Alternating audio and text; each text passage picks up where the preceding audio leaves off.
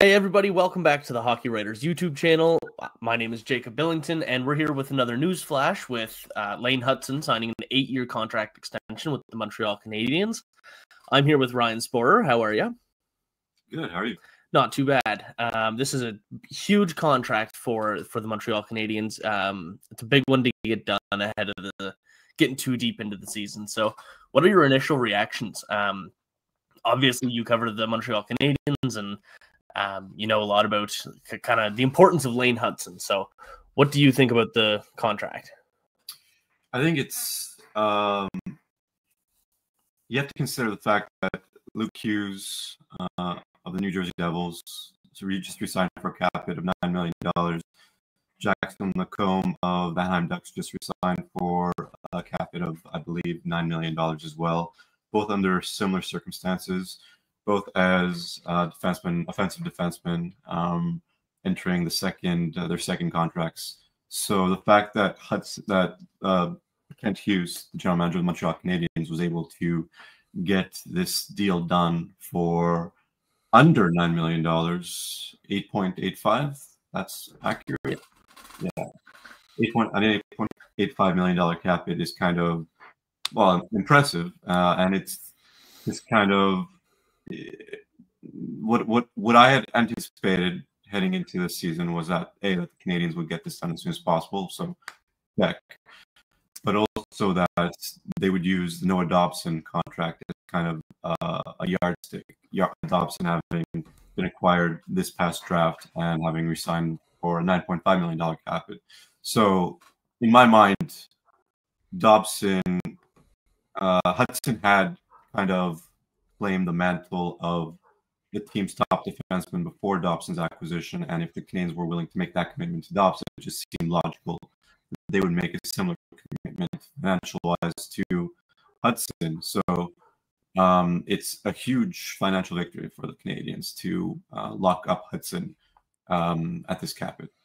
Yeah, I mean, that's I think this is going to age to be one of the best contracts in the NHL, especially with these young defensemen. I mean, I think it's pretty fair to say today that he's better than Luke Hughes.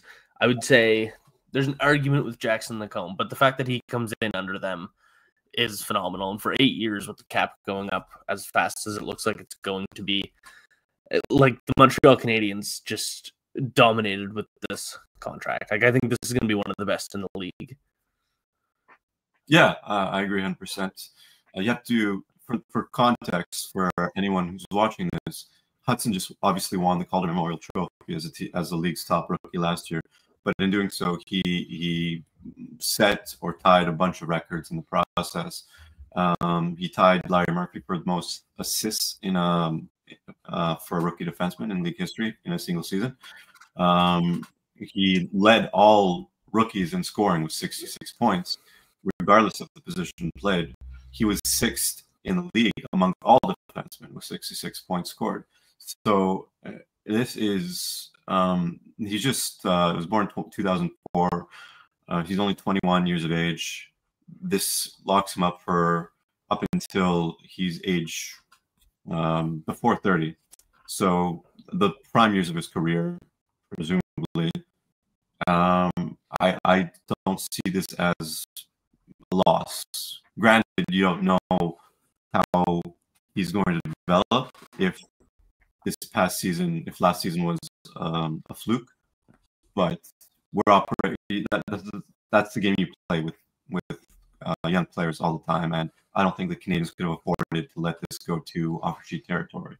Yeah, even if last season was like his ceiling, like if that's what he looks like every year, the Montreal Canadiens have a steal. So as long as he doesn't get worse, which it doesn't look like he is. He looks like he's just going to get better and better. I think that this was a no-brainer, and I'm actually surprised that it comes in under $10 million at this point, honestly. So speaking of the salary cap, let's look into a little bit of what the Canadiens have to work with. So next off season, in terms of their forwards, I mean, they've only got Patrick Laine, Kirby Dach, and a couple younger guys with Joe Veleno and Zach Bolduc. They're going to have a lot of salary cap space. As of right now, they're projected to have 27 million next offseason. So I mean, that's just the forwards. But are you concerned that any of these forwards are going to have there's going to be an issue with any of these guys? In terms of whether or not they produce, or just in terms of the salary cap, do you think that anything? Because I mean, adding $8 million, $8.85 million, it has a big change on your roster outlook. So, do you think that that's going to get in the way of any of these guys? I don't think so. I mean, I think the biggest wild card, if you want to call it that, is Ivan Demidov when he becomes an RFA. But he's got this year and next under contract. Line,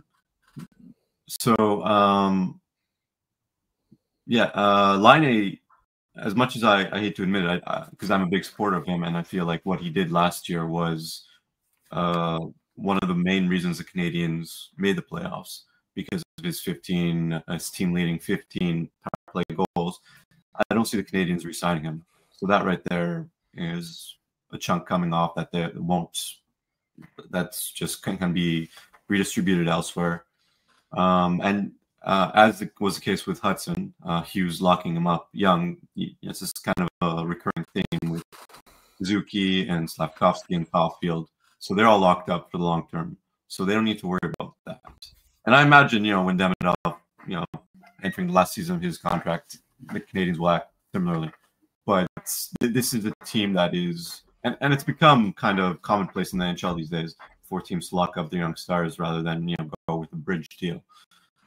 I think the Canadiens are going about this the right way, to lock these core pieces up as young as they are, so that you're maybe paying a premium when they're still young and have yet to reach their primes. But once they reach their primes, as you alluded to, with the potential for this deal to become steel, the Canes are in a good place financially. Yeah, I think so too. I think, and especially you look at Brendan Gallagher and Josh Anderson. While sure they play big roles on the team, they have their own job. Even if they come back after next year, it's going to be at a much lower price, and it's going to free up a whole bunch more cap space. But moving to the defensemen, and the goalies are here too. Nothing to worry about with the goalies. You got those two locked up next year as well. But with the defensemen, even still, you've only got Arber Xhekaj and Mike Matheson. Matheson playing with Dobson could end up hiking up his price a lot. He's a very good defenseman, and that has the potential to be a very good pairing. And then Arber Xhekaj, I mean, he's kind of bottom of the lineup player, but has his role on the team. They don't have a whole bunch to worry about because you've got Noah Dobson, Caden Gooley, and Lane Hutson all locked up long term. That's a really, really good top three, and especially if you can get Mike Matheson in there this offseason, they're going to be in a great position. So I look at the salary, the clear message to so actually I'll reference the Ottawa Senators. When Ottawa had Thomas Chabot signed at 8 years, $8 million, that was a big deal. He was the first one of the young players to commit long term. And then Jake Sanderson comes along. As he takes the number one job from him, he earns $8.05 million. So it felt like a way for the team to say, we'll give you the extra $0.5 million to kind of emphasize that you are our number one defenseman now.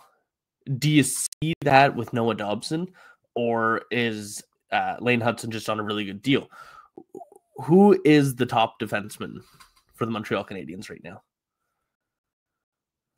I think the Canadiens are hoping that Dobson establishes himself in that role based on what they gave up to get him. So took 2 first-round picks and Emil Heineman, going back to the New York Islanders this past draft.